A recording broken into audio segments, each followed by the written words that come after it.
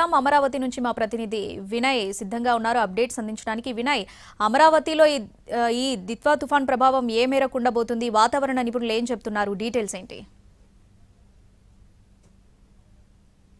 మోంతా తుఫాన్ గాయాలు కష్టాలు మర్చిపోకముందే దిత్వా తుఫాన్ ఎఫెక్ట్ లో మరొక ఎఫెక్ట్ ఆంధ్రప్రదేశ్ పైన కనిపిస్తా ఉంది. ఈ నేపథ్యంలోనే అటు రైతులు మత్స్యకారులందరూ కూడా అలర్ట్ గా ఉండాలని వాతావరణ శాఖ అలర్ట్ చేస్తా ఉంది. ముఖ్యంగా గత నెలన్నర కిందట మోంతా తుఫాను దాదాపు 7 జిల్లాలపైన చాలా ఎక్కువ ప్రభావం చూపించింది. పూర్తిగా భారీ 7 జిల్లాలు కూడా భారీగా నష్టం జరిగినట్టు కూడా అటు అంచనాలు కూడా చెప్తా ఉన్నాయి. ఈ నేపథ్యంలోనే దిత్వా తుఫాను కూడా ఎఫెక్ట్ రాష్ట్రానికి ఉండబోతుందని అటు అధికారులు సూచించిన నేపథ్యంలో ప్రభుత్వ యంత్రాంగం అంతా కూడా అన్ని విధాలుగా సిద్ధమైంది. ముఖ్యంగా అటు రైతుల్ని మత్స్యకారులను కూడా ఎప్పటికప్పుడు అలర్ట్ చేస్తా ఉంది. ఎందుకంటే గత మోంతా తుఫాను గాయాలు అదేవిధంగా వాటి తాలూకా నష్టాలు కూడా ఇప్పటికీ పూర్తిగా రైతులు కోలుకోలేదు. ఎందుకంటే ఇప్పటికే ఆ క్రాప్ లాస్ సంబంధించిన డబ్బులన్నీ కూడా ఇస్తా ఉన్నారు. మరోవైపు ఇన్పుట్ సబ్సిడీ కూడా ఇంకా అందలేదు. ఈ నేపథ్యంలో రైతులందరూ కూడా ఆవేదన వ్యక్తం చేస్తా ఉన్నారు. మనం చూడొచ్చు పొలాల్లో మరొకసారి కూడా ఆ పొలాలన్నీ కూడా క్రాప్ కి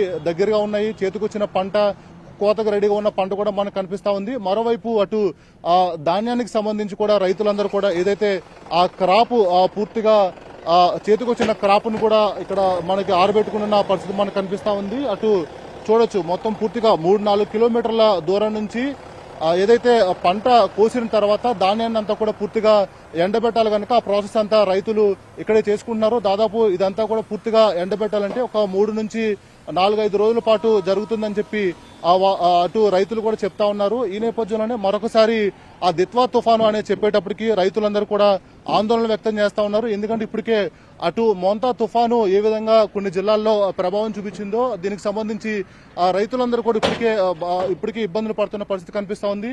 మనం చూడొచ్చు ఇప్పటికే కోత కోసిన ఈ ధాన్యం అంతా కూడా ఇక్కడ ఎండబెట్టుకుంటున్న పరిస్థితి కనిపిస్తా ఉంది. ప్రస్తుతం మనం ఈ ధాన్యం కొద్దిగా తేమగా ఉంది. దాదాపు ఇది 14 నుంచి 15% ఉంటుందని చెప్పి రైతులు చెప్తా ఉన్నారు. ఇది 11% వచ్చిన తర్వాత అటు గవర్నమెంట్ కొనుగోలు చేస్తుందని చెప్పొచ్చు. దాదాపు ఇక్కడ చూడొచ్చు ఈ హైవేలతో పాటు అదేవిధంగా కల్లాల్లో కూడా 1000 ఎకరాలన్నీ కూడా ధాన్యం అంతా కూడా ఎండబెడుతున్న పరిస్థితి కనిపిస్తా ఉంది. మరోవైపు పంట పొలాల్లో అటు వరి కావచ్చు, జొన్న కావచ్చు, మిగిలిన అన్ని పంటలన్నీ కూడా కోతకి సిద్ధంగా ఉన్నాయి. మరోవైపు పండ్ల తోటలు అదేవిధంగా ఇటు కూరగాయల తోటలు కూడా క్రాప్ కి సిద్ధంగా ఉన్నాయి. అయితే ఇప్పటికే మోంతా తుఫానికి సంబంధించి భారీగా నష్టం వాటిల్లింది. ఆదుకోవాలని చెప్పి కూడా అటు కేంద్రానికి కూడా ముఖ్యమంత్రి చంద్రబాబు లేఖ రాశారు. వెంటనే కేంద్రం నుంచి 2 బృందాలు కూడా ఏపీకి వచ్చాయి. ఏదైతే ఎఫెక్ట్ ఉన్న ఆ 7 జిల్లాల్లో పూర్తిగా తిరిగి పంట నష్టాన్ని డ్యామేజ్ అంతా కూడా పరిశీలించిన తర్వాత 4000 కోట్ల వరకు డ్యామేజ్ అయినట్టు కూడా కేంద్రం కూడా గుర్తించింది. ఈ నేపథ్యంలో దానికి సంబంధించి కూడా నష్టపరిహారం కేంద్రం నుంచి ఇంకా రావాల్సి ఉంది.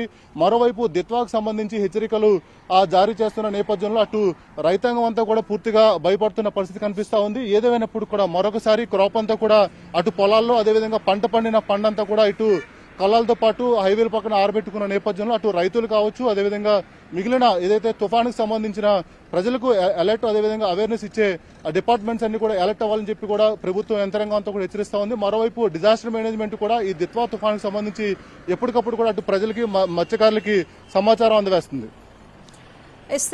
వినయ్, మీరు చెప్పినట్టుగా మోంతా తుఫాన్ ఎంత మేర ప్రభావం చూపిందో చూసాం, ఎంత నష్టాన్ని మిగిల్చిందో మనం చూసాం.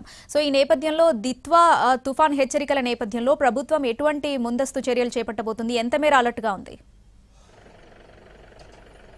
అంటే ముఖ్యంగా ఈ నవంబరు, డిసెంబర్ ఈ 2 నెలల్లో వచ్చే తుఫాన్ అయితే రైతుల్ని తీవ్ర ఇబ్బందులు పెడుతున్న పరిస్థితి మనకు కనిపిస్తా ఉంది. ఎందుకంటే ఈ 2 నెలల్లో అటు పంటలు చేతికి రావడంతో పాటు ఆ పంటల్ని పూర్తిగా అమ్ముకునే పరిస్థితి కూడా ఉంటుంది. ఒకవైపు మనం చూడొచ్చు ఆ పంట పొలాల్లో ఏమో కోతకొచ్చిన పంట సిద్ధంగా ఉంది. మరోవైపు ఈ రోడ్లపైన కళ్ళాలపైన అయితే అటు ఆ పంట వచ్చిన పంటని ఆరబెట్టుకుంటున్న పరిస్థితి కూడా మనకు కనిపిస్తా ఉంది. ఇప్పుడు ఈ దిత్వా ఎఫెక్ట్ ఏమైనా రాష్ట్రం పైన పడితే ఖచ్చితంగా ఇటు ఈ చేతికొచ్చిన పంటతో పాటు అటు అమ్ముకోవడానికి సిద్ధంగా ఉన్న పంట పైన కూడా దీని ఎఫెక్ట్ కనిపిస్తుంది కనుక రైతులందరూ కూడా ఆవేదన వ్యక్తం చేస్తా ఉన్నారు. మరోవైపు మొన్న ఏదైతే మోంతా తుఫాను గాయాలు అదేవిధంగా ఆ నష్టాలు రైతులకు ఎక్కువ ఉన్నాయి కనుక ప్రభుత్వ యంత్రాంగం కూడా పూర్తి స్థాయిలో సిద్ధమైంది.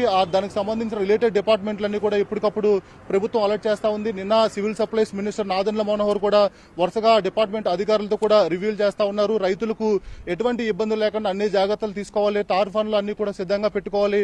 ఇప్పటికి ఏదైతే క్రాప్ చేతుల్లోకి వచ్చిన క్రాప్ అంతా కూడా ఇమీడియట్ గా క్లియర్ చేసి రైతుల దగ్గర నుంచి కూడా ధాన్యం కొనుగోలు చేయాలని పదే పదే అటు civil supplies minister Nadendla Manohar కూడా చెప్తా ఉన్నారు. దాంతో పాటు మిగిలిన దానికి రిలేటెడ్ ఉన్న అన్ని డిపార్ట్మెంట్స్ కూడా అలర్ట్ అవుతా ఉన్నాయి. అటు ఐఎండీ కావచ్చు, ఇటు డిజాస్టర్ మేనేజ్మెంట్ కూడా ఎప్పటికప్పుడు ప్రజలకు సమాచారం చేరవేస్తా ఉంది. ముఖ్యంగా అటు మోంతా తుఫాను ఎఫెక్ట్ దాదాపు 7 జిల్లాలని మొన్న అతలాకుతలం చేసింది. చేతికొచ్చిన పంట అంతా కూడా క్రాప్ డ్యామేజ్ అవుతుంటే రైతులు ఆవేదన వ్యక్తం చేస్తా ఉన్నారు. మరొకసారి నైరుతి బంగాళాఖాతం ఆనుకుని ఉన్న శ్రీలంక తీరంలో దిత్వా తుఫాను మూవ్మెంట్ అవుతుంది కనుక జాగ్రత్తలు ఎప్పటికప్పుడు అటు అధికారులు చెప్తా ఉన్నారు. ప్రస్తుతానికి ఇది శ్రీలంకకి 80 కిలోమీటర్ల దూరం, అదేవిధంగా పుదుచ్చేరికి 480 కిలోమీటర్లు, చెన్నైకి 580 కిలోమీటర్ల దూరంలో కేంద్రీకృతం అయింది. గడిచిన 6 గంటల్లో 8 కిలోమీటర్ల వేగంతో ఈ తుఫాను కదులుతుందని అటు వాతావరణ శాఖ అధికారులు చెప్తా ఉన్నారు. ఎల్లుండికి నైరుతి బంగాళాఖాతం ఉత్తర తమిళనాడు, పుదుచ్చేరి, దక్షిణ కోస్తా తీరాలకు చేరుకునే అవకాశం ఉందని చెప్పి కూడా వాతావరణ శాఖ బ్యాక్ టు బ్యాక్ హెచ్చరికలు జారీ చేస్తా ఉంది. దీని ప్రభావంతో కోస్తా, రాయలసీమలో రేపు ఎల్లుండ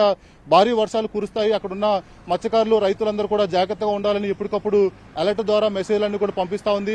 మత్స్యకారులు సముద్రంలోకి వేటకు వెళ్లరాదు, అదేవిధంగా రైతులు వ్యవసాయ పనుల్లో జాగ్రత్తలు తీసుకోవాలని అధికారులు ఎప్పటికప్పటికి హెచ్చరికలు కూడా జారీ చేస్తా ఉన్నారు. ఈ నేపథ్యంలోనే దీని ప్రభావం 24 గంటల్లో అటు రాయలసీమతో పాటు కోస్తా జిల్లాలో ఎక్కువ పడుతున్న నేపథ్యంలో ఆ ప్రాంతాలకు ఇప్పటికే అలర్ట్ చేశారు. ఆ ప్రాంతాల్లో ఉన్న అధికారులతో ఇప్పటికప్పుడు ఇక్కడ నుంచి ప్రభుత్వ యంత్రాంగం అంతా కూడా మాట్లాడుతూ ఉంది. ఏదేమైనప్పుడు కూడా అటు రైతులు, మత్స్యకారులు జాగ్రత్తలు తీసుకోవాలని అటు అధికారులు సూచిస్తా ఉన్నారు. Right Vinay, thanks for the updates.